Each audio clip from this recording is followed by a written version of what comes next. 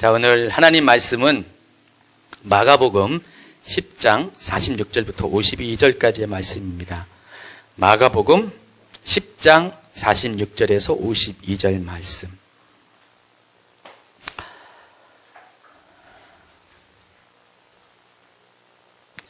자, 찾으셨으면은 이 말씀 가지고 우리 한 절씩 서로 교독하는 시간 갖도록 하겠습니다. 제가 가진 성경은 신약성경 73페이지입니다. 그들이 여리고에 이르렀더니 예수께서 제자들과 허다한 무리와 함께 여리고에서 나가실 때 디메데오의 아들 맹인거지 바디메오가 길가에 앉았다가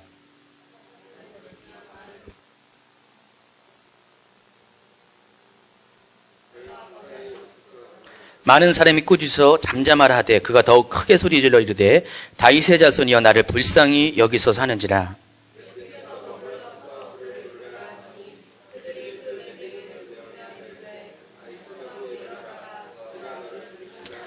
맹인이 겉옷을 내버리고 뛰어 일어나 예수께 나아오거늘 맹인 계속 같이요. 예수께서 이르시되 가라 내 믿음이 너를 구원하였느니라 하시니 그가 보게 되어 예수를 길에서 따르니라. 아멘. 지난 목요일날 1월 3일날 치유 집회가 있었어요. 여러분 제가 이렇게 광고도 했고 또 이 중에서도 몇 분이 오셨습니다. 박창성 목사님이란 분이 오셔서 집회를 인도하셨는데 사역을 통해서 많은 치유를 경험했습니다. 몇 분은 허리 디스크를 고침을 받았고 어떤 분은 목 디스크, 또 다른 분은 자골신경통, 또 어떤 분은 관절이 아프신 분도 치유를 받았습니다. 그런데 치유 사역을 행하는 도중에 치아가 금리로 바뀌는 기적도 일어났습니다. 재밌는 거는 목사님이 그것을해서 따로 기도하신 것도 아닌데 그냥 예배 가운데 집회 가운데 한 권사님이 여기 나오셨는데 다른 여러 가지 아픈 것 때문에 기도하셨어요. 그리고 나중에 보니까 그 치아가 반짝반짝 빛나시니까 목사님이 잠깐 입을 열어보시라고 했더니 치아가 금리로 바뀌었습니다. 그리고 이쪽 3개, 이쪽 2개, 이쪽 어금니죠. 어금니 3개가 바뀌고 2개가 바뀌었는데 또 앞에 계신 분들은 그거 보고 너무 좋아가지고 막 웃고 막 계세요. 너 김뻐가지고. 근데 제가 보니까 그분도 금리로 바뀌셨네. 본인도 몰랐어요. 보니까 여기 있는 2분 바뀌셨고 또 여기 있는 장로님도 바뀌어가고 계시더라고요. 그래가지고 총 거의 합쳐서 20개 가까이 금리가 바뀌었습니다. 저도 말로만 들었어요. 금리 바뀌는 거. 사진을만 보고 영상으로만 봤는데 제가 직접 보니까 정말 깜짝 놀라겠더라고요. 왜냐면은 금리가 보통 금리가 아니라 너무나 아주 그냥 깨끗하고 반짝반짝 빛나는 그런 금리로 바뀌었어요. 그러니까 사람이 금리로 시술을 한다 해도 그렇게 할 수 없는 아주 정결한 99.999999% 그런 금리로 바뀌었습니다. 더 놀라운 것은 지방에 계신 어떤 분에게 전화를 했어요. 못 오시니까 집사님이 자기 어머니 허리가 아프셔가지고 허리가 이렇게 굽으셨거든요. 홍 지사님 맨날 들으셨죠? 우리 김 지사님이 어머니 얘기했잖아요. 예수님도 안 믿는 분인데 계속 복음을 전했는데도 예수님을 안 믿었는데 그냥 전화로 했더니 전화 받으면서 허리가 그냥 펴지셨대요. 목사님도 놀랬대요. 왜냐면 한 번도 그런 적이 없었대요. 그렇게 원격으로 치료한 그런 식으로 한 것이 없었는데 목사님 자신도 놀랐다고 그러시더라고요. 좌주간 지난 목요일 날은 이런저런 놀라운 일이 많이 일어났습니다. 그런데 더 놀라운 것은 그 모든 일들이 바로 지금 이 장소에서 주임제교에서 일어났다는 사실입니다. 여러분 안 놀라죠? 당연한 거로 생각하십니까? 그동안 저희 교회는 십자가의 복음과 또 거룩한 복음, 거룩의 복음, 그리고 재림의 복음을 여러 가지 순서와 말씀 가운데서 중점적으로 전하며 성도들로 하여금 그러한 삶을 살 수 있도록 천국 백성이 살 수 있도록 격려를 많이 했습니다. 근데 한 가지 부족한 것이 바로 치유 부분이었어요. 그래서 저조차도 이제 아픈 분이 있거든요. 그래서 이 부분에 대해서 늘 언제나 하나님 우리 교회 가운데도 어떤 치유들이 놀라운 어떤 권능들이 일어나길 원합니다. 그런 기대가 많았었는데 이번에 하나님께서 그런 어떤 계기를 주셨고 2013년이 들어가는 바로 첫 주에 이런 일이 생기는 걸 통해서 제가 보기에는 앞으로도 목사님을 통해서는 아니더라도 이 장소 가운데 그러한 일들이 계속해서 일어날 것을 저는 기대하고 믿음으로 봤습니다. 아멘. 예, 치유는 앞서 말한 이 세 가지 복음, 십자가 복음, 거룩의 복음, 재림의 복음과 더불어서 하나님 나라에서 굉장히 중요한 요소 중에 하나예요. 제가 몇 번 얘기했는데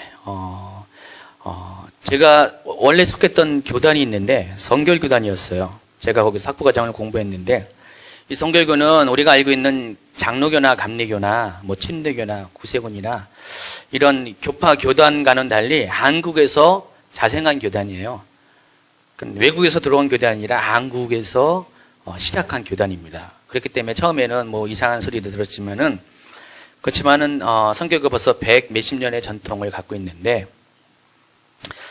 저도 그 교단에서 공부했는데 그때 배운 것이 사중복음이라고 배웠어요. 그러니까 사중복음이라는 것은 복음을 우리가 복음이라는 것은 하나님 나라의 깊은 소식을 복음이라고 말하잖아요. 그 복음을 네 가지의 주제를 가지고 중점적으로 성도들과 교회들이 가르쳤는데 그 첫 번째가 중생이고 그리고 성결이고 세 번째가 신유, 네 번째가 재림입니다. 중생은 십자가로 거듭남을 말하는 것이고 성결은 중생한 사람들이 어떻게 하나님 나라에서 거룩한 백성으로 살아야 되는가 그 부분을 말하는 것이고 또 신유는 성도들이 실제적인 삶에서 정말로 성령의 기름 부음으로 인해서 하나님의 역사인 치유가 나타나는 것을 말하고 마지막으로 재림은 마지막 때 주님이 다시 오신다는 그 복음을 말하는 것입니다. 그래서 이 초기의 이 성결교단은 이 네 가지의 이 사중 복음을 통해서 상당히 뜨거웠던 교회예요. 그리고 주님의 재림을 기다리는 교단이었기 때문에 아무래도 성결한 삶을 살 수밖에 없어요. 주님이 다시 오심 앞에 우리가 늘 깨어있지 않으면 안 되니까. 그래서 옛날에는 적어도 옛날에는 굉장한 부흥이 있었고 뜨거움이 있었고 치유가 있었고 은혜가 있었던 교단인데 제가 학교 다닐 때만 해도 그랬어요. 그랬죠? 홍전사님? 예. 홍전사 저랑 같이 학교 다녔어요. 동기입니다. 근데 그때만 해도 굉장히 뜨거웠는데 요즘은 많이 식었어요. 대부분의 교단들이 다 그렇지만은 그 교단도 그런 것 같아요. 아마도 이 사중복음의 진수들을 많이 잃어버려서 그런 것 같지 않나 생각을 해봅니다. 솔직히 저는 예전에 그 교단 안에 있을 때는 그 내부에 있을 때는 이 사중복음의 의미에 대해서 크게 생각을 못했어요. 그냥 공부하는 거기 때문에 이런 것이 있구나 하면서 배웠었는데 실제적으로 목회를 하다 보니까 현장 가운데 이것이 너무나 중요하다는 것들을 날로 느끼게 됩니다. 여러분 우리가 중생 십자가를 통해서 거듭나는 것 우리의 믿음의 출발이잖아요. 또 성결이라는 것은 하나님의 백성으로서 정말로 거룩한 삶을 살아야 되는데 이것을 강조하는 삶을 살아야 되는데 실제로 많은 성도들이 그렇지 못하고 있어요. 그리고 많은 분들이 아파하고 있습니다. 여러 가지 병들과 약한 것을 인해서 고생하고 있습니다. 근데 그럼에도 불구하고 이 땅의 교회들 가운데 그런 치유의 역사들이 많이 나타나지 않고 그것을 강조하지 않은 분들이 많이 있습니다. 제가 교회들을 쭉 보면은 이 네 가지의 복음 중에서 거의 대부분의 절반 이상의 교회들이 이 중생에 머무르는 경우들이 많이 있는 것 같아요. 이게 꼭 무엇이 옳고 무엇이 크고 중요하다는 것이 아니라 이 네 가지가 다 있어야 되는데 실은 이 네 가지가 순서적으로 필요한 거거든요. 처음에는 중생, 두 번째는 성결, 세 번째는 치유, 신유, 네 번째는 재림의 복음이 단계적으로 있어야 돼요. 이것이 어떤 신앙의 성장의 수준과 맞춰서 속도에 맞춰서 이것들이 우리가 경험해야 돼요. 근데 거의 대부분의 교회와 성도들이 이 중생의 복음에 머무르는 경우들이 굉장히 많이 있는 것 같아요. 그래서 성결을 얘기하지 않아요. 거룩을 얘기하지 않습니다. 그러니까 성도들의 삶이 엉망이에요. 많은 성도들의 삶이 정말 교인인지 아니면 종교인인지 의심할 정도로 막 사는 삶을 살고 있습니다. 치유라는 것은 더 심하죠.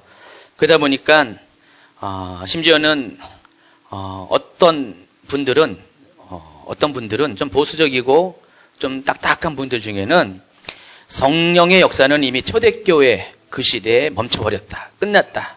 그래서 성령 소멸론이라는, 소위 신학적으로 성령 소멸론이라는 그런 용어가 있습니다.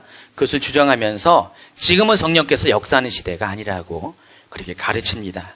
그렇기 때문에 뭐 기적이 일어나는 것들, 표적이 일어나는 것들, 고침을 받는 것들, 뭐 방언을 말하는 것들은 다 그들 눈에는 이상한 것이에요. 이단이에요. 잘못된 것입니다. 그냥 예배 가운데 조용하게 거룩한 예배, 그냥 정숙한 예배를 드리는 것이 그게 교회라고 생각합니다. 그게 바른 예배고, 막 방언을 하면서 찬양을 하면서 막 박수를 치면서 춤을 추면서 이런 것들은 이상한 예배예요. 잘못된 예배예요. 혹시 이단 아닌가라고 그렇게 이상하게 바라보는 경향들이 적잖이 있다는 것입니다. 더구나 이 재림에 관한 것은 더더욱 심하죠. 그래서 불과 얼마 전까지만 해도 이 마지막 때에 대한 이야기를 하면은 이상한 교회로 봤어요. 요한계시록을 가르친다? 저거 이단 아니야? 하면서 그렇게 손가락질하는 그런 경향들이 많이 있습니다. 다행히도 요즘은 많은 교회들이 마지막 때에 대한 이야기를 하고 있고요. 저희 교회도 지금 그런 얘기들을 많이 하고 있습니다. 이 네 가지 복음은 정말로 우리 성도들의 삶 가운데 필요한 것이에요. 왜냐하면 하나님께서 살아계시기 때문에 이 모든 것들을 허락하셨고, 하나님은 이 모든 것들을 지금도 이끌어 가신다는 것입니다. 교회 안에 중생이 없고, 그러니까 성도들의 본어견이 없다면은, 성결한 삶이 없다면은, 치유가 없다면은 이것은 교회가 아닙니다. 교회는 살아 있어요. 교회는 하나님이 살아계시기 때문에, 교회는 살아있는 유기체이기 때문에, 생명체이기 때문에 당연히 교회 안에는 이런 것들이 있어야 된다는 것입니다. 하나님의 마음은 그거예요. 어떻게 하든지 한 영혼이라도 지옥 가지 않는 것. 이것이 하나님의 마음이에요. 그 백성을 구원하시기 위해서 지금도 일하시는 것이 하나님의 일하심이라는 것입니다. 그래서 하나님은 세계 곳곳에서 지금도 부흥을 일으키고 계세요. 우리는 잘 보지 못해도 하나님은 지금 일하시고 계신다는 것입니다. 무엇을 통해서요? 실은 이런 것들을 통해서 일하시는 것이에요. 그들을 거듭나게 하시고, 그들의 삶 가운데 치유를 일으키시고, 놀라운 표적들을 통해서, 기적들을 통해서, 나타나심을 통해서 하나님은 지금도 세계 곳곳에서 부흥을 일으키고 계신다는 것입니다. 그러므로 우리도 하나님의 그 부흥에 대해서 우리가 기대하는 마음이 있어야 돼요. 그런 믿음이 있어야 된다는 것입니다. 그래서 우리가 이런 기도를 해야 됩니다. 하나님, 지금 이곳에도 하나님의 부흥을 일으켜 주시옵소서. 죽어가는 이 백성들을 다시 살려주시옵소서. 많은 사람들이 자신의 죄를 회개하고 십자가로 인해서 거듭남을 경험하게 해주시옵소서. 그리고 거듭난 그들이 하나님의 거룩을 경험하고 하나님 앞에서 정결한 삶을 살게 해주시옵소서. 그리고 이 땅에 많은 성도들의 삶 가운데 회복이 일어나시옵소서. 치유가 일어나게 하여 주시옵소서. 많은 기적들이 일어나게 해주시옵소서. 그리고 모든 교회가 주님의 다시 오심을 기다리는, 깨어서 기다리는 슬기로운 다섯 처녀와 같은 그리스도의 신부가 되게 해 주시옵소서. 이런 기도를 우리가 날마다 드려야 된다는 것입니다. 아멘. 드리고 싶지 않으세요? 오늘 본문에는 바디모이라는 사람이 등장합니다. 46절에 보니까 그를 이렇게 소개합니다. 그들이 여리고에 이르렀을 때 예수께서 제자들과 허다한 무리와 함께 여리고에서 나아가실 때 디메도의 아들인 맹인 거지 바디메오가 길가에 앉았다고 이렇게 말씀을 하고 있습니다. 이름이 뭐라고요? 바디메오. 그러나 이것은 그의 이름이 아닙니다. 이 바디메오라는 뜻은 바라는 것은 아들이라는 뜻이에요. 그래서 우리 복음서에 보면은 예수님께서 베드로를 부를 때, 시몬을 부를 때 뭐라고 합니까? 바요나 시모나 하겠죠. 그 의미는 요한의 아들이라는 뜻이에요. 그러니까 요한의 아들 시모나 이렇게 부르신 거예요. 근데 오늘 여기 바디메오는 단순하게 디메오의 아들이라는 그런 뜻이에요. 그러면은 여기에는 그의 이름이 나타나지 않았어요. 제가 성경을 쭉 보니까 성경 어느 곳에도 이 바디메오의 본명에 대해서 소개하는 것이 없더라고요. 아마도 이름이 없기 때문에 그럴 가능성이 많이 있어요. 이 바디메오는 이름이 없는 사람입니다. 제가 얼마 전에 영화 한 편을 우연히 봤는데 그대를 사랑합니다. 제목이 혹시 아십니까? 그냥 이순재 씨, 윤소정 씨, 뭐 이렇게 누구더라? 키 작은 송 이렇게 이런 분들이 나오셨는데 좀 이렇게 나이 드신 배우들이 나오는데 이렇게 한국 사회에 그런 노인들의 삶을 조명한 영화예요. 거기 보니까 그 어느 할머니, 폐지를 듣고 살아가는 할머니가 있는데 그 할머니가 이름이 없더라고요. 그냥 송씨예요, 송씨. 어렸을 때부터 이름을 못 져줘가지고 죽을 날이 다 가까우신 분인데 그냥 송씨라고 불러왔어요. 자기 이름도 없어요. 영화에 보니까 그 이순재 할아버지의 이순재 할아버지가 나중에 그냥 주민등록도 만들어주고 이름도 이쁜이라고 져주고 막 그럽니다. 이쁜이 보니까 누구 생각이 나는데 여기 계신 이쁜이가 있습니다. 그와 같이 이름도 없는 분이 있더라고요. 실제적인 얘기겠죠. 뭐 영화지만 아마 한국에도 그런 분이 있을 수가 있을 것 같아요. 근데 예수님 당시에 이름 없는 분들이 적잖이 있었어요. 이와 같이 바디메오 같은 경우도 그냥 디메오의 아들이라고 불렀지 한국말로 송씨 아들, 김씨 아들이라고 불렀지 그 사람의 이름 자체가 없습니다. 왜 그랬을까요? 그 이유가 나옵니다. 뒤에 나오죠. 맹인이기 때문에. 그러니까 맹인이기 때문에 이름이 없어요. 그러니까 이 사람은 처음부터 태어날 때부터 이 집안도 가난했을 것이고 그렇기 때문에 거지의 전통을 이었겠죠. 가난했을 것이고 더군다나 장애를 가지고 태어났기 때문에 아무런 희망을 보지 못했어요. 그래서 아버지가 아예 이름조차 지어지지 않았던 것 같아요. 그래서 이 사람은 처음 출생부터 운명이 정해졌어요. 아무런 무가치한 존재, 존재감이 없는 존재, 사람들의 시선과 주목을 받지 못하는 그런 존재, 희망도 없는 존재. 그래서 여리고 길가에 앉아서 하루하루를 구걸하면서 연명하는 그런 존재. 그렇고 그런 사람으로 이 사람은 태어날 때부터 운명이 지어졌다는 것입니다. 그런데 어느 날입니다. 그의 삶 가운데 놀라운 일이 생겼습니다. 그가 구걸하던 여리고 길가에 평소와는 다른 일이 생겼습니다. 병행끄절인 누가복음 19장 36절에 보면은 바디메오는 많은 사람들이 한꺼번에 때를 지어가는 지나가는 소리를 듣게 되었습니다. 그래서 그는 사람들에게 묻습니다. 도대체 이 무슨 일입니까? 뭔 일이라도 생긴 것입니까? 사람들이 대답합니다. 나사렛 예수께서 지나가신다. 그런데 이 바디메오는 나사렛 예수가 지나간다는 말을 듣자마자 이렇게 말합니다. 다윗의 자손 예수여 나를 불쌍히 여기소서. 다윗의 자손 예수여 나를 불쌍히 여기소서. 앞서가는 사람들이 말을 꾸짖습니다. 조용히 하라고 합니다. 그런데 그는 아랑곳하지 않고 더 크게 소리를 지릅니다. 다윗의 자손이여 나를 불쌍히 여기소서. 도대체 바디메오가 왜 이 같은 행동을 했을까요? 예수님이 지나간다는 소식을 듣자마자 이렇게 돌발적인 행동을 하는 이유가 뭡니까? 그것은 그가 외친 말의 답이 있어요. 자, 지금 바디메오는 예수님 오신다는 소식을 듣고 뭐라고 했습니까? 다윗의 자손 예수여 나를 불쌍히 여기소서라고 예수님을 불렀습니다. 그러니까 지금 바디메오 앞을 지나가는 분은 누구라고요? 다윗의 자손입니다. 사람들은 예수님을 여기서 나사렛 예수라고 그랬는데 이 바디메오는 다윗의 자손 예수여라고 계속해서 부릅니다. 그러면 다윗의 자손이란 뜻은 무슨 뜻이죠? 그것은 바로 주님의 정체성이 무엇인가를 알려주는 것이에요. 바로 성경의 예언처럼 바로 그 민족을 구원하기 위해서 이 땅에 오실 메시아 그리스도, 저들을 저 백성의 죄에서 구원하실 분이 바로 다윗의 후손으로 오기 때문에 그래요. 그래서 다윗의 후손이라는 것은 아무에게나 말하는 것이 아니라 바로 다시 오실, 그 땅에 오실 바로 하나님의 아들 메시아를 가리키는 소위 전문 용어입니다. 근데 이것을 알았어요. 이 바디메오는 알았습니다. 사람들은 나사렛 출신의 한 선지자로 예수님을 바라봤지만은 이 바디메오는 아니에요. 예수님을 분명하게 보았다는 것입니다. 바로 하나님의 아들, 살아계신 하나님의 아들 그리스도라는 그런 고백을 했다는 것입니다. 그렇기 때문에 이 바디메오에게는 정말로 일생에 한 번 찾을까 말까 하는 놀라운 기회를 발견하게 된 것이에요. 그렇기 때문에 예수님을 찾으셨어요.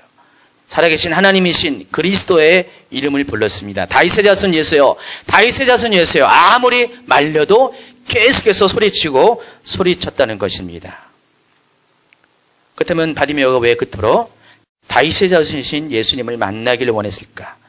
그 대답도 나와 있습니다. 누가복음 18장 41절에 보면은 이렇게 말합니다. 내게 무엇을 하여 주시기를 원하느냐? 예수님의 질문에 대해서 주여 보기를 원하나이다. 지금 바디메오의 소원은 한 가지예요. 예수님을 만나고자 하는 목적은 한 가지입니다. 보는 것을 원하기 때문에 그래요. 그러니까 바디메오의 평생의 소원이 보는 것이에요. 바로 보는 것 때문에, 눈먼 것 때문에, 맹인인 것 때문에 그럼 태어나자마자 버림을 받았습니다. 이름조차 지음을 받지 못했습니다.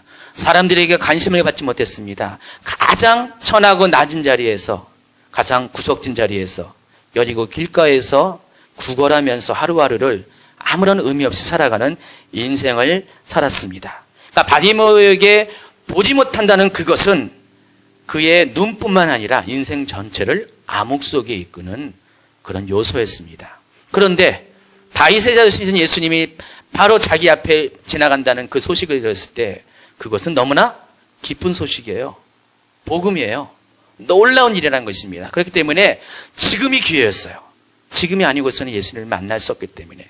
그리고 그 안에는 예수님을 만나기만 하면은 자신의 눈먼 것들을 고칠 수 있다는 믿음을 가지고 있었다는 것입니다. 그리고 마침내 그는 주님을 만났고요. 그리고 주님으로부터 치유를 경험합니다. 제가 아까 소개한 중생, 성결, 신유, 재림, 이 네 가지 복음 중에서 세 번째에 있는 이 치유는 다른 복음과 달리 실제적인 우리의 삶의 질과 관련된 것이에요. 여러분 우리가 중생한다는 것, 우리가 천국을 가기 위해서 구원의 문을 들어서는 거잖아요. 성결을 통해서 그 구원을 완성하는 것입니다. 그리고 다시 오실 재림의 주님을 우리가 기다리고 만났을 때 우리는 영원한 천국 가운데 들어갈 수 있습니다. 이 모든 것들은 다 천국에 관한 것이에요. 우리가 죽음 후에 관련된 그런 기쁜 소식이라는 것입니다. 그런데 이 치유, 신유는 바로 우리가 이 세상에 살 때에 들어야 될, 경험해야 될 실제적인 기쁜 소식이라는 것입니다. 어떤 사람들은 구원받은 것을 만족하는 삶을 사는 분이 있을 것이에요. 나는 중생했으니까, 나는 천국 갈 수 있는 그런 확신이 있으니까 난 그것으로 만족합니다 라면서 우리가 이 세상의 삶이 어떠하든 간에 크게 신경 쓰지 않은 분들이 있어요. 솔직히 저도 다리 아픈 것에 대해서 10년 넘게 아프니까 제 생각에 사도 바울도 가시를 주셨는데 하나님이 이걸 통해서 나를 겸손케 하는 것이다 라고, 물론 예전에 기도도 많이 했는데 어느 정도 있다가 좀 내려놨어요. 내려놓고 솔직히 이제 방치했었어요. 그냥 익숙해졌어요. 살아가는데 그냥 익숙해지면서 살아왔습니다. 그런데 지난주 집회를 보면서 제가 다시 한 번 더 생각한 게 아니다. 그게 아니다. 치유라는 것은 진짜로 하나님이 원하는 것이다라는 것들을 깨닫게 됐어요. 그러니까 사람들의 입장에서 그냥 우리가 아픈 것들, 힘든 것들 우리가 체념하면서 받아들이면서 우리는 그것이 그냥 우리가 짊어질 짐의 문제라고 생각했는데, 그러나 우리보다 더 이 부분에 대해서 안타까워하시는 분이 바로 하나님이라는 것을 깨닫게 됐다는 것입니다. 왜냐하면 하나님께서 이 땅에 예수님을 보내주신 이유가 뭡니까? 복음을 전하신 이유가 뭡니까? 기쁜 소식을 갖고 오신 이유가 바로 그거예요.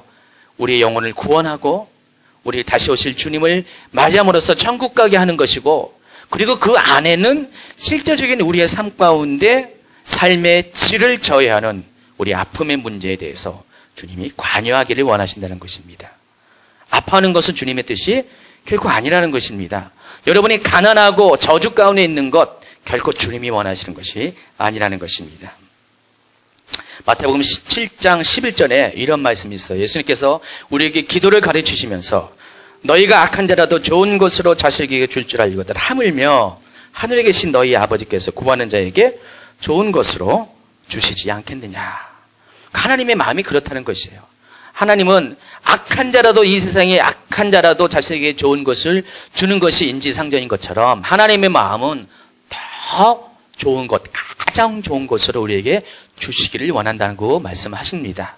누가복음에서는 이 좋은 것을 가리켜서 성령으로 말을 바꿉니다. 그러니까 성령을 우리가 받을 때 가장 좋은 것이에요, 실은. 그래서 예수님께서 이 땅에 하나님의 나라를 가지고 오셨을 때 행하신 세 개의 사역이, 3대 사역이 있는데, 마태복음 9장 35절에 이 부분이 나와 있습니다. 예수께서 모든 도시와 마을에 두루 다니사 그들의 회당에서 가르치시며 천국 복음을 전파하시고 모든 병과 모든 약한 것을 고치신다 그랬어요. 사람들을 가르치시고 전파하시고 그리고 세 번째가 고치시는 사역. 그래서 예수님의 3대 사역에 모든 병과 모든 약한 것들을 고치시는 사역이 있다는 것입니다. 그래서 이 고치시는 사역을 통해서 우리의 인생 가운데 실제적인 문제인 모든 병과 모든 약한 것들, 이 약한 것이라는 것은 육체적인 약함을 말하는 것이 아니라 어떤 정신적인 약함을 말하는 것이에요. 가령 우리의 어떤 정신적으로 병에 걸렸거나 귀신에 사로잡히거나 이런 것들이 약한 것에 해당하는 것입니다. 병은 육체적인 질병을 말하는 것이에요. 그러니까 예수님은 우리의 영혼, 육에 걸친 모든 문제들을 고치시기를 원하시는데 바로 하나님의 나라가 임할 때 이 모든 것들이 예수님의 사역을 통해서 이루어진다는 것입니다. 예수님은 지금 어떻게 하늘나라에서 오셨죠. 하나님 보좌 가운데에서 오셨죠.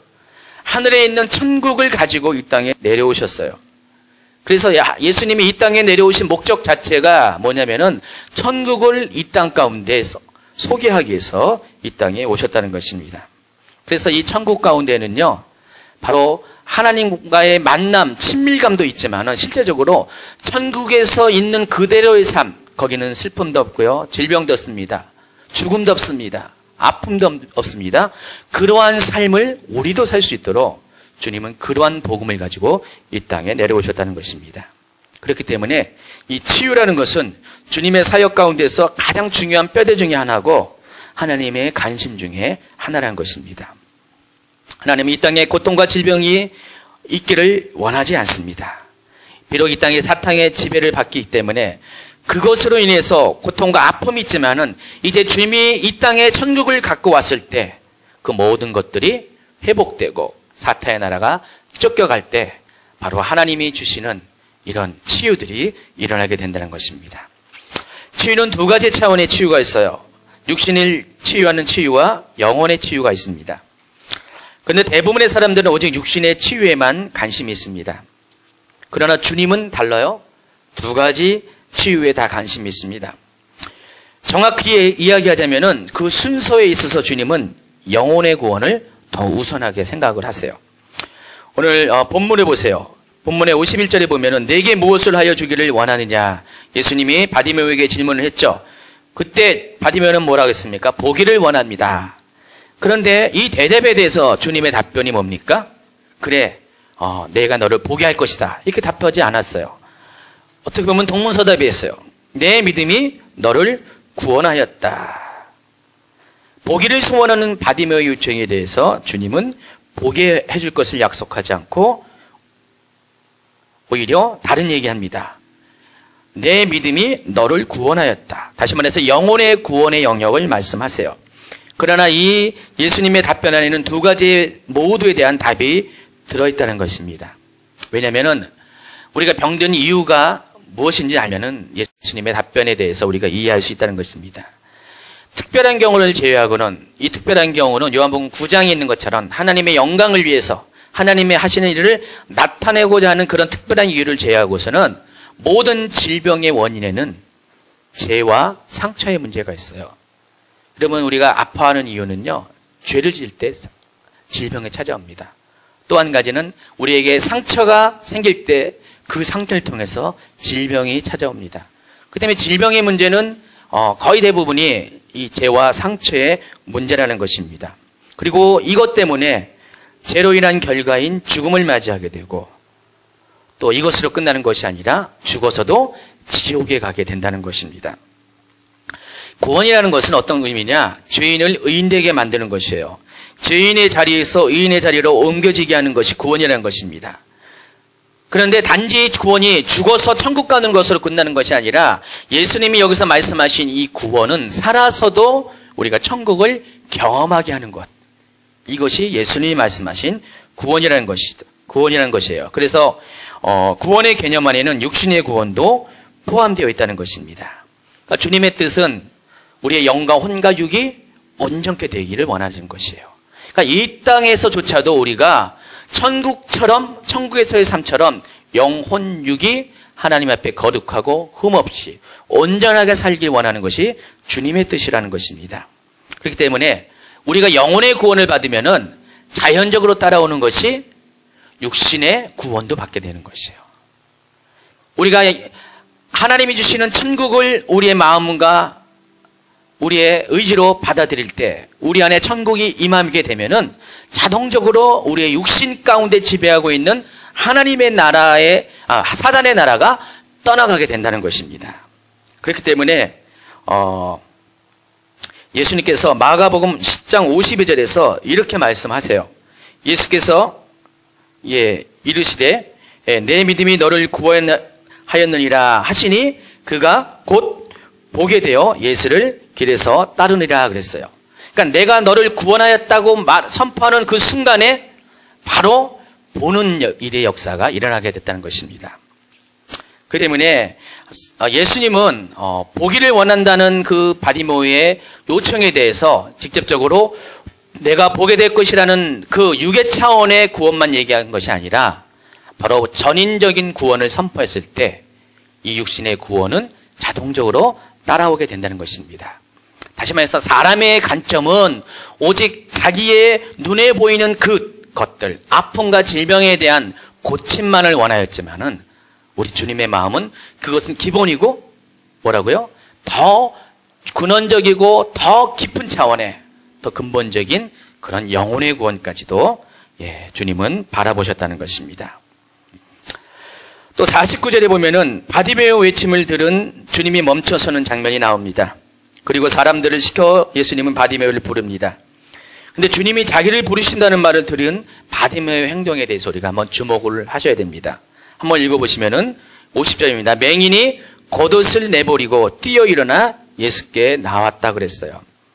자, 예수님께서 자기를 부른다는 얘기를 들었을 때 바디메오가 첫 번째 한 것이 뭐냐면은 뛰어 일어났다 그랬어요.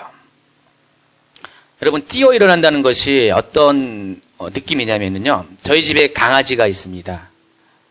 두 마리를 키우는데 큰 녀석이 있고 작은 녀석이 있는데 큰 녀석은 나이가 좀 연세가 좀 들었어요. 사람 나이로 한 5, 60대 됐습니다. 그러다 보니까 옛날에는 안 그랬는데 나이가 들다 보니까 몇 년 전부터 어기적 걸어요. 빨리빨리 걷지 않고 그냥 굉장히 느릿느릿하게 걸어요. 그래서 요즘 우리 큰애가 우리 나이 든 강아지 걸음걸이를 재밌게 흉내를 냅니다. 어기적 거리는 것. 평소에는 굉장히 느릿느릿 걸고 합니다. 그런데 어느 순간에 갑자기 초스피드로 동작이 빨라질 때가 있어요. 뭔지 아시죠? 먹을 거 먹을 때. 권사님 잘 아시죠? 먹을 거 먹을 때. 근데 우리 강아지는요, 먹을 거 중에서 뭘 좋아하냐면은 과일을 좋아해요. 건방지게 진짜. 고급개입니다. 그래서 이 과일 냄새만 보면은 거의 실신 지경입니다. 특별히 우리가 과일을 깎잖아요. 특별히 배를 깎으면은 배 깎는 소리가 들리잖아요. 사각 깎는 소리가 사각 삭삭 막 되잖아요. 그러면 어디에 있든 간에 갑자기 뛰어옵니다. 근데 그 뛰어오는 모습, 반응하는 모습이 완전히 뛰어 올라가는 모습이에요. 평소에는 그렇게 느렸던 그 녀석이 그 먹는 소리만, 냄새만 맡으면은 완전히 뛰어 일어납니다. 그걸 보면서 이 바디메오가 그러지 않았을까? 평소에는 그냥 인생의 모든 것을 체념해서 누워 있었잖아요. 한 푼 접시하면서 그렇게 있었어요. 한 푼 주소는 말 더 이상 안 했을 거예요. 그냥 가만히 있었을 거예요. 그냥 아무런 의미 없이 살았을 것이에요. 근데 예수님이 오신다는 소식을 듣고 그분이 다윗의 자손이라는 소리를 듣고 그분만이 자신의 눈에 고칠 수 있다는 믿음을 갖고 있는데 계속해서 불러도 대답 없는 그 이름이었는데 갑자기 예수님이 자신을 부르신다는 얘기를 딱 들었을 때 정말로 뛰어 올랐을 거예요. 정말이에요 하면서 예수님이 날 부른다는 거 맞아요? 총지사님 옆에 있으면 멱살을 붙잡고 정말 맞아요 하면서 그래서 확 뛰어 올랐다는 것입니다. 두 번째가 겉옷을 내버렸다 그랬어요. 겉옷은 당시 사람들에게 아주 소중한 재산입니다. 특히 이 가난한 사람들에게 이 겉옷은 재산 목록 1호였어요. 여러분 눈먼 사람에게 여러분 아무리 굵은 보석이 있어봤자 그게 재산이 됩니까? 소중한 것이 아니에요. 눈먼 자에게 가장 필요한 것, 특별히 거지인 이 바디메에게 가장 필요한 것은 하루하루의 삶을 연명할 먹을 것과 그리고 추울 때 추위를 감당하기에는 겉옷이에요. 당시 이스라엘 지방의 날씨는 일교차가 굉장히 컸습니다. 낮 기온과 밤 기온이 컸기 때문에 겉옷은 밤에 있어서 이불과 같은 역할을 하는 겁니다. 갑자기 급강하는 이 기온으로부터 체온을 유지하는 그런 것이에요. 그래서 이 사람이 특별히 어디 거처가 있을는지 모르겠지만 거길 찾아 들어가서 이불을 덮고 그렇게 사는 사람이 아니라 그냥 정처 없이 있다가 밤이 되면 추워지면 겉옷을 덮고 아마 잠을 청했을 것이에요. 그래서 이 겉옷은 그에게서는 재산 목록 1호라는 것입니다. 항상 몸에 지니고 다닐 수 있는 잃어버릴 수 없는 그런 것입니다. 그런데 예수님이 부르신다는 그 소리에 뛰어 올랐을 뿐더러 자신이 갖고 있는 이 겉옷까지도 내팽겨쳤습니다. 왜 그럴까요? 이 겉옷보다 더 소중한 바로 자신의 눈을 뜨게 하신다는 그 예수님의 자신을 부른다는 그 소식을 들었기 때문인 것입니다.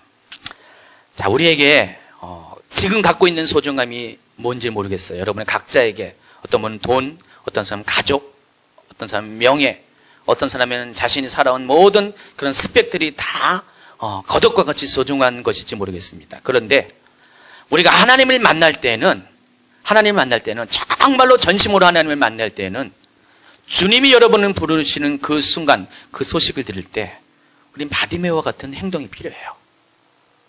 정말로 가장 소중한 것을 만날 때 그 감격, 그 기쁨을 가지고 뛰어 오를 뿐더러 가장 소중한 것들을 내팽개서라도 우리가 주님을 만나야 됩니다. 우리가 특별히 치유와 관련해서 이것이 왜 필요하냐? 우리가 치유를 받기 위해서는요, 정말로 하나님 앞에 이런 모습으로 나와야 돼요. 이런 믿음이 있어야 된다는 것입니다. 내가 갖고 있는 것은 다 포기하지 않고, 내가 누릴 수 있는 모든 가능성은 다 포기하지 않고, 그것과 겸하여서 주님 앞에 나아올 때, 실은 온전한 치유가 일어나지 않을 경우가 많이 있어요. 제가 이번 집회를 통해서 좀 유심히 바라본 게, 특별히 치아가 금리로 바뀐 분들, 아니 왜 저분들만 금리를 바뀌었을까 생각을 해봤는데, 죄송합니다. 딴 분들이 그렇다는 건 아니라 특별히 이분들을 보니까 여기 계시는 우리 권사님 또 어머니도 이렇게 치아가 제일 많이 바뀌셨는데 제가 평소에 많이 봐왔잖아요. 정말로 하나님 앞에 어린 나이와 같은 분들이었어요. 보니까 정말로 순진하고 순진무구하시고 착하시고 하나님 앞에 정말 믿음으로 반응하신 분들, 그런 분들이 다 치아가 금리로 바뀌었더라고요. 그걸 보면서 믿음이라는 것은, 특별히 치유의 구원을 받으려 한 이 믿음이라는 것은 정말 그러한 믿음이 있어야 되겠다. 무엇을 재고 따지고 정말 이것이 과학적일까? 정말로 내가 치유가 일어날까? 이런 의심이 아니라 하나님이 하실 것이라면은 그렇게 될 것이라 라고 정말로 무조건적으로 받아들이는 이런 믿음을 가진 사람들, 이런 사람들에겐 치유가 정말로 잘 일어나더라고요. 어떤 사람은 치유를 받았는데 그날은 받은 것 같아요. 근데 집에 가니까 원상태로 돌아온 사람도 적잖이 있어요, 실은. 근데 다는 아니겠지만 여기도 하나님의 뜻이 있겠지만 어떤 경우는 내 마음속에 의심이 생길 수가 있어요. 불신이 생길 수가 있어요. 사도 베드로도 무리를 걸었잖아요. 믿음으로 무리를 걷다가 어느 순간에 풍랑을 보고 믿음이 소멸하니까 바다에 빠져들어갔습니다. 이런 것처럼 우리의 치유의 역사도 마찬가지예요. 우리가 하나님께서 우리를 치유하실 때는 이 치유도 즉시로 임하고 또 어떨 때는 또 시간차를 가지고 이 치유가 일어나는데, 이 즉시로 임한 치유라 할지라도 우리가 믿음이 갑자기 불신으로 바뀌어버리면요, 실제로 우리 아팠던 것들이, 회복된 것들이 다시 원위치로 돌아가는 경우가 종종 있어요. 그래서 우리에게는 이런 믿음이 필요해요. 정말로 우리의 겉옷을 완전히 버려서 더 이상 내가 의지할 것이 없는 막다른 골목에 가서 우리가 치유를 만나야 된다는 것입니다. 여러분, 전쟁 가운데 우리가 더 이상 후퇴할 수 없으면 어떻게 합니까? 배수진을 친다고 했잖아요. 뒤에 강을 뒤에 두고 우리가 진을 친다는 것입니다.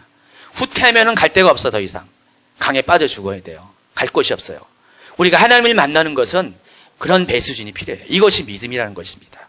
더 이상 갈 데가 없다. 더 이상 할 수가 없다. 주님이 아니고서는 안 된다. 바로 이것이 겉옷을 버리는 행위라는 것입니다.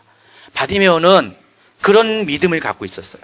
그리고 그런 믿음을 예수님께 보였을 때 예수님께서 그에게 하신 말씀이 내 믿음이 너를 구원하였다는 것입니다. 우리가 치유할 때는 두 가지의 요소가 있어야 됩니다. 첫째는 하나님의 긍휼이라는 요소가 있어야 되고요. 두 번째는 사람의 믿음의 반응이 필요합니다. 하나님을 우리 구원코자 하시지만은, 물론 하나님의 전능함으로 다 구원하실 수 있어요. 그러나 하나님이 우리에게 한 가지 요구하는 것이 있는데, 바로 우리의 믿음의 반응입니다. 그래서 하나님이 때로는 주권적으로 우리가 원치 않아도 막 고칠 때가 있어요. 요구하지 않아도 고칠 때가 있어요. 그 케이스가 요한복음 9장에 나와 있는 맹인이에 다시 눈을 뜨게 하는 것입니다. 그러나 거의 많은 경우에는 하나님이 우리에게 믿음을 요구하세요. 정말로 믿음으로 반응할 때 하나님의 긍휼과 짝을 이뤄서 놀라운 일들이 발생하거든요. 목사님께서 치유하시기 전에 설교 중에 그 얘기를 하시더라고요. 베데스다 목가에서 예수님께서 38년 된 병든 자를 고칠 때, 그 베데스다라는 뜻이 뭐냐면은 자비라는 뜻이래요. 하나님의 자비라는 뜻이래요. 그러니까 하나님께서는 우리 치유할 때는 반드시 하나님의 자비와 긍휼을 통해서 우리를 치유하신다는 것입니다. 우리가 고린도전서 12, 13, 14장 은사에 관한 이야기를 쭉 봐도 모든 은사의 기초는 뭡니까? 사랑을 따라 구하는 것이에요. 그러니까 모든 은사의 출발은 사랑이 있어야 돼요. 우리가 사랑을 가져야지, 하나님의 긍휼과 자비를 가져야지 우리가 은사를 통해서 사람들의 유익이 끼치는 것입니다. 이게 원리예요. 하나님의 성품으로 나오는 원리라는 것입니다. 그런데 하나님께서 이같이 행하신다 할지라도 우리에게 믿음이 없다면은 그 구원의 역사가 하나님이 원하는 뜻대로 되어지지 않은 경우가 많이 있다는 것입니다. 그래서 믿음이 필요해요. 다음 주에 수요일 날 저녁 7시 30분 치유 집회를 한 번 더 하는데 제가 바라기는 여러분 좀 나오셔서 좀 치유를 받길 바랍니다. 자, 안타까운 거는 오늘 보니까 치유를 받아야 될 몇 분이 있는데 그 분만 쏙 빠졌네요. 예, 제가 아는 우리 성도들 중에서 그분들은 오늘 안 오셨어요. 정말 치유가 필요하신 분인데. 제가 무슨 일이 있어도 여러분 한번 나오세요. 나오셔가지고요. 여러분이 솔직히 안 아픈 분 없잖아요. 안 아픈 분 있어요? 나는 완벽한 신체를 갖고 있습니다. 한번 손 들어보세요. 아마 없을 것입니다. 다 아프실 것이에요. 여러분 한번 치유를 한번 경험하세요. 특별히 이번 치유 때는요, 너무 목사님께서 쉽게 치유하세요. 그냥 막 소리 지르고 난리치면서 치유를 선포하는 것이 아니라 그냥 하나님 고쳐주세요. 예수님의 병원이 고쳐지죠. 그냥 고쳐지더라고요. 너무나 아주 그냥 손쉽게 고치시더라고요. 여러분도 손쉽게 고침 받을 수가 있어요. 한번 고침을 받으세요. 요즘에는 실제적인 문제도 고침을 받고, 특별히 제가 원하는 것은 이것을 통해서 여러분 믿음을 가지라는 것이에요.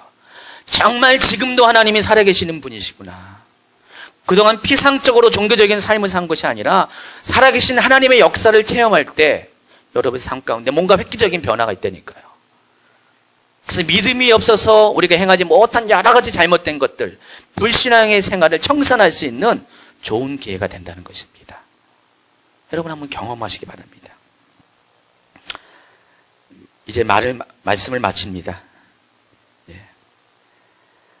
다시 한번 이야기하면은 이 시대에 필요한 복음, 우리에게 정말 필요한 복음은 우리가 거듭나는 것만 끝나는 것이 아닙니다. 또 거룩한 삶을 살아야 됩니다. 주님의 다시 오심을 반드시 기다리고 깨어있는 삶을 살아야 됩니다. 그러나 더불어서 우리의 삶에 회복이 없다면, 우리의 현실적인 실제적인 삶에 회복이 없다면 그것 또한 하나님의 뜻이 아니라는 것입니다. 가난과 질병, 모든 저주는 하나님 나라에 없는 요소들이에요. 이것들은 사단의 나라 가운데 있는 것입니다. 근데 많은 크리스찬들이 이 가난과 질병과 모든 저주 가운데서 하나님의 나라를 경험하지 못하고 있습니다. 하나님은 정말로 주님 오실 때가 가까운 이때 우리가 완벽한 온전한 구원을 우리에게서 요구하시는데, 그것은 이 네 가지의 중요한 이 복음들이 완벽하게 우리의 삶 가운데 이루어지는 것입니다. 한 가지 남아있잖아요. 바로 치유. 우리 교회에서 좀 그동안 약했던 것, 잘 드러나지 않았던 이 치유들이 이제 하나님께서 문을 여십니다. 여기에 동참하시고요, 여러분 치유를 경험하세요. 육체의 치유뿐만 아니라 이걸 통해서 여러분께서 하나님의 그런 회복의 기름 부음을 경험하게 되면은 여러 가지 문제들도 치유를 받을 것 같아요. 육신의 질병뿐만 아니라 삶의 여러 가지 모든 회복될 것들을 하나님이 회복시켜 주실 것이에요. 여러 가지 가난의 문제, 저주의 문제들, 힘든 여러 가지 관계의 문제들도 하나님이 싹 고쳐주실 것입니다. 그것들 한번 기대하시기 바랍니다. 믿음을 가지시기 바랍니다. 뛰어 오르세요. 겉옷을 버리시고, 한 분도 빠짐없이 1월 9일 수요일 7시 밤, 집사님 그때가 생신이라는 말 들었는데, 생신 파티는 하루 아니면 그 다음날로 미루시고요, 땡기시고 미루시고, 집사님도 치유받으세요. 집사님 치유받을 때 이유가 있잖아요. 아프시잖아요. 치유받으시고요, 한번 딱 경험해가지고요, 우리 남편한테도 그걸 간증하세요. 하나님 살아계신다는 것들 가지고 꼼짝달싹 어쩔 수 없이 주님을 인정할 수밖에 없는 그런 증거들을 가지고 돌아가세요. 혹시 또 집사님한테도 이 치아가 금리로 바뀌는데 전체가 다 바뀌면 곤란하죠. 하나님이 참 그런 거 보면 재밌어요. 앞에는 잘 안 나고 이 안쪽에만 하는 거 보면은 센스장이세요, 하나님도. 앞에 딱 가는데 그냥 앞에 반짝반짝 빛나면은 좀 그렇죠? 한번 그렇게 경험하시고요. 어떤 분들은요, 이 치유 현장을 보니까 미용 치유도 하시더라고요. 사각턱이 V 라인으로 바뀌고요, 뱃살이 빠지고요, 얼굴도 막 쌍꺼풀이 생기고 그런 것도 있더라고요. 참 놀라요. 그런 것들 한번 여러분 경험하세요. 단순히 우리가 그게 눈에 보이는 것만 좋아서 웃는 것이 아니라 그걸 통해서 하나님이 살아계신 것들이 여러분이 체험이 되기 때문에 그래요. 그런 것들을 경험하는 그런 분이 되길 원합니다. 목사님이 그러세요. 암 환자는 아주 너무 치유가 더 쉽대요. 특별히 중병 환자들, 그냥 지금도 통증이 많아가지고 고통스러운 분을 싹 모시고 오면은 곧바로 통증이 사라지면은 암 치료를 확신할 수 있다는 거죠. 이런 일들이, 사역자 자체가 두려워하지 않고 너무 쉽게 생각하시니까 여러분도 그런 마음을 가지고 주변의 분들 손에 손잡고 또 발가락에 잡게 해가지고 올라오세요. 여기서 치유의 역사들이 일어나기 바랍니다. 특별히 이 성전에 하나님이 기름 부으셨습니다. 계속해서 일어날 것입니다. 그건 그렇고, 오늘 우리가 1월 9일도 기대하지만은 오늘도 이 시간에 하나님께서 실질적으로 치유의 경험들을 허락해달라고 우리 잠시 기도하겠습니다. 말씀 마치면서 기도하면서, 여러분, 하나님 나의 병도 지금 고쳐주시옵소서. 나의 삶에 있는 여러 가지 문제들도 지금 이 시간에 고쳐주시옵소서. 여러분 질병을 놓고 기도하시고요, 또 여러분의 모든 가난과 저주의 문제를 기도하시고요, 여러분 살게 있는 모든 맺혀있는 것들, 막혀있는 그런 것들 이 위해서 기도하시기 바랍니다. 한 2, 3분 동안 여러분 선포하시면서 예수 이름으로 이 시간에 통성으로 기도하시기 바랍니다. 주님, 이 시간에 기도합니다. 우리가 하나님의 아버지 일하심을 놓고 기대합니다. 하나님, 우리 속에 있는 모든 아버지 하나님, 아파하는 것들, 상처의 문제들, 죄로 인해서 저주의 모든 질병들을 예수 이름으로 이 시간에 고쳐주시길 원합니다. 예수님이 바디메에게 말한 것처럼 내 믿음이 너를 구원했다는 아버지 그 구원의 역사들이 이 시간에 일어나게 하여 하여 주시옵소서. 하나님 우리 속에 아버지 믿음을 일으켜 주시옵소서. 하나님 우리 속에 뛰어오르는 그런 아버지 놀라운 아버지 하나님여 아버지 믿음의 충동들이 일어나길 원합니다. 하나님 우리의 겉옷을 벗어버리면서 오직 주님이 나를 위해서 행할 수 있다는 것들 아버지 믿고 나아가게 하여 주시옵소서. 예수의 명하노니 사랑하는 성도들의 몸을 붙잡고 있는 모든 질병아 그 근원부터 떠나갈지어다. 질병들은 묶임받고 떠나갈지어다. 악한 사단의 저주 귀신의 그런 귀신 들림들은 예수의 명하노니 떠나갈지어다. 주님 치유하소서. 주님 주의 일을 행하시옵소서. 하나님의 나라의 일들을 지금 나타내 주시옵소서. 놀라운 일들 기적들을 표적들을 우리에게 보여주시옵소서. 주님 안 우리가 기도합니다. 하나님 우리가 기도합니다.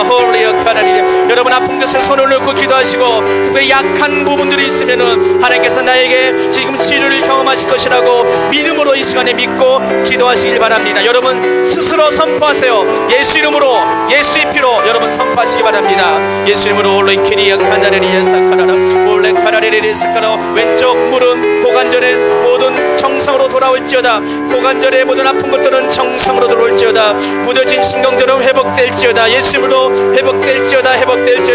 치유가 임할지어다. 홀리아 카라레리아 사카라라 주님 감사합니다. 하나님 우리에게 하나님의 하실 일들을 나타내 주시옵소서. 하나님의 하실 일들을 기적을 보여주시옵소서. 치유의 역사들을 일으켜 주시옵소서. 우리가 믿음으로 기도하오니 혹시 옆에 두 분씩 짝져 있으면은요 이번에는 서로를 위해서 한번 기도합시다. 나를 통로 삼아서 하나님께서 나를 치료해 주시옵소서. 그런 것처럼 사랑하는 자도 치료해달라고 우리 1분 동안 짝을 져서 한번 기도하시기 바랍니다.